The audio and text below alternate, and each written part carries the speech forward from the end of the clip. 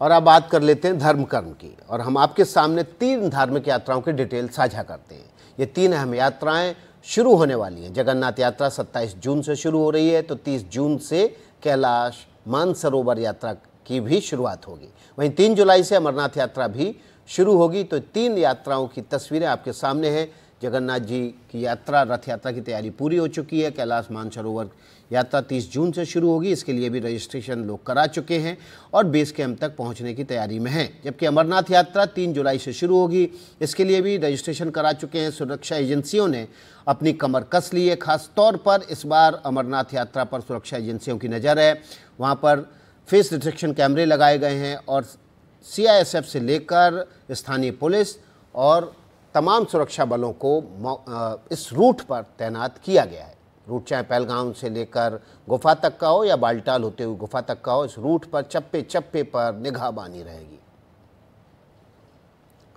तो सबसे पहले पुरी की, उड़ीसा के पुरी, जगन्नाथपुरी की बात कर लेते हैं। कल 27 जून को रथ यात्रा का आगाज होने वाला है। भगवान जगन्नाथ, बलभद्र और सुभद्रा के रथ तैयार हो चुके हैं। तस्वीरें देखिए।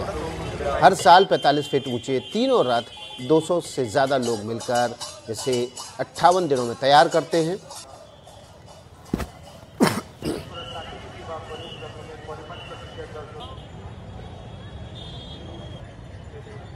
ऐतिहासिक जगन्नाथपुरी रथ यात्रा के दौरान पहली बार भीड़ मैनेजमेंट के लिए आर्टिफिशियल इंटेलिजेंस का इस्तेमाल भी हो रहा है और CCTV भी लगाए जा रहे हैं। भीड़ के हिसाब से रूट डाइवर्जन और चैट बॉट से भीड़ का आकलन करने की तैयारी की जा रही है। पहली बार NSG की तैनाती यहां पर की गई है। इसके अलावा रैपिड एक्शन फोर्स, CRPF और 10,000 पुलिसकर्मियों के जिम्मे सुरक्षा की कमान होगी। ड्रोन्स को भी यहां पर तैनात किया गया है और इसका इस्तेमाल कई गुना ज़्यादा कर दिया गया है। महिलाओं और बच्चों के लिए खास तौर पर इंतजाम किए गए। हमारी सहयोगी मनोज्ञा लोईवाल ने एक रिपोर्ट जगन्नाथपुरी से आपके लिए खास तौर पर भेजी है। दिखवाते हैं आपको ये रिपोर्ट। पूरी तरह से सज कर तैयार है। ये वो शहर है जहां भगवान जगन्नाथ अपने रथ पर विराजमान होंगे और इस वर्ष 27 जून को रथ पर विराजमान होकर इस मंदिर से, जगन्नाथ मंदिर से जाएंगे गुंडीचा मंदिर तक। ये विश्व विख्यात रथ यात्रा है। ये वो दिन होता है जब लाखों भक्तों का हुजूम सड़कों पर इंतजार करता है भगवान के दर्शन का, क्योंकि वो भगवान बलभद्र और उनकी बहन कुमारी सुभद्रा के साथ तीनों इन रथों पर विराजमान होते हैं।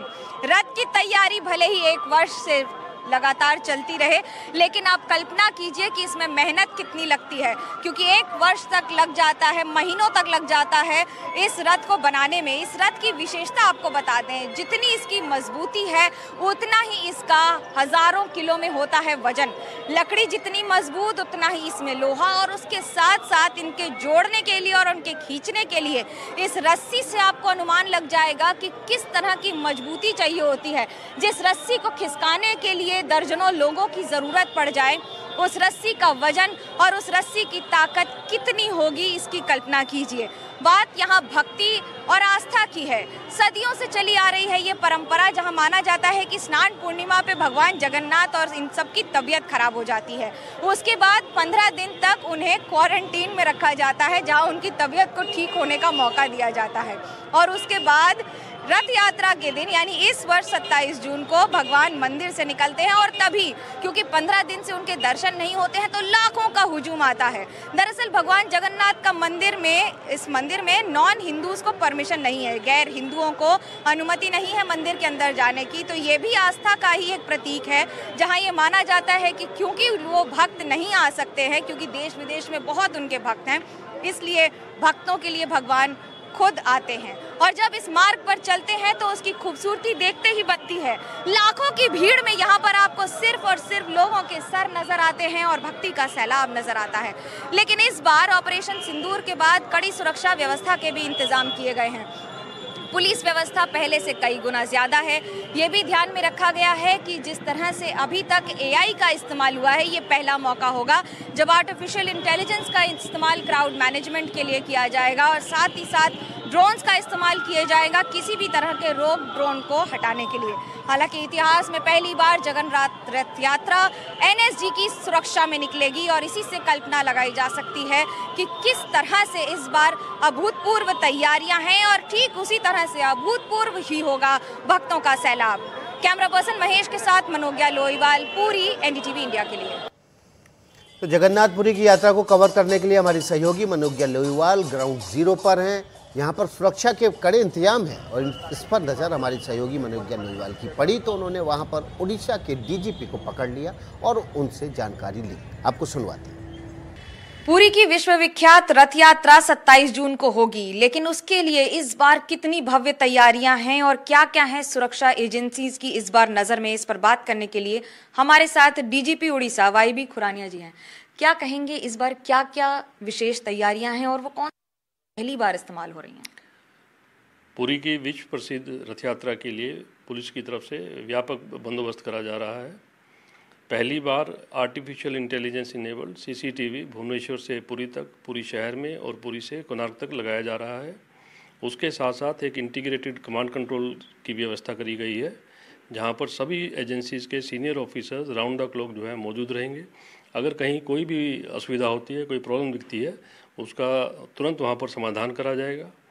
इसके साथ साथ एक चैटबॉट की व्यवस्था करी गई है, जिसमें भक्तजन जो पुरी की तरफ आना चाहते हैं दर्शन करने के लिए, वो देख पाएंगे और जान पाएंगे कि कौन सा रास्ता उनके लिए ठीक है, उसमें कहीं रुकावट है या नहीं है। अगर रुकावट है तो डाइवर्जन क्या उपलब्ध है, और जब वो पुरी में पहुंच जाते हैं या पुरी के पास पहुंच जाते हैं तो कहाँ कहाँ पर पार्किंग की व्यवस्था अवेलेबल है, उसमें उनके लिए स्पेस है या नहीं, तो उस हिसाब से वो अपना पूरा जो है ट्रिप प्लान कर सकते हैं। इस बार ऑपरेशन सिंदूर के बाद ये पहला ऐसा महोत्सव होगा जिसमें इतनी लाखों की भीड़ आएगी। क्या कोई विशेष तैयारियां हैं, कुछ ज़्यादा नज़र रखी जा रही है? सभी इंटेलिजेंस इनपुट्स को ध्यान में रखते हुए हमने विशेष सिक्योरिटी अरेंजमेंट करे हैं इस बार। जैसा कि इस बार पहली बार नेशनल सिक्योरिटी गार्ड को जो है डिप्लॉय करा जा रहा है, उनकी क्विक रिएक्शन टीम यहाँ पर मौजूद रहेंगी, उनके स्नाइपर यहाँ पर मौजूद रहेंगे, और जो हमारी एंटी साइबरडेज टीम है डिफरेंट एजेंसीज की, उसकी संख्या काफ़ी बढ़ाई गई है। रैपिड एक्शन फोर्स का डिप्लॉयमेंट होगा, सीआरपीएफ का डिप्लॉयमेंट होगा, बॉर्डर सिक्योरिटी फोर्स का डिप्लॉयमेंट होगा। डिजास्टर के लिए, संभावित डिजास्टर के लिए ओड्राफ, एनडीआरएफ, ये सभी एजेंसीज का मौजूदगी यहाँ पर रहेगी।